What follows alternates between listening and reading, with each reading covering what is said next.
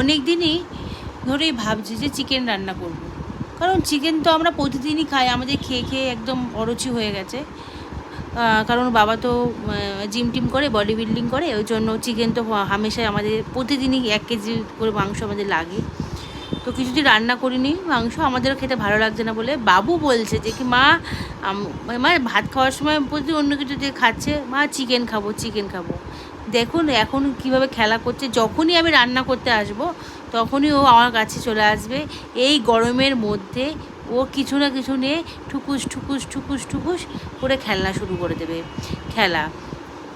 আর এইদিকে মাংসটা আমি একদম পাতলা ঝোল করেছি, কারণ কি বলুন তো, অনেক দিন ধরেই আমাদের পেটটা ঠিক ভালো যাচ্ছে না, সেই জন্য রাত্রিবেলার দিকে তাই কি করব, একটু ভাত আর একটু চিকেন রান্না করে দিলাম।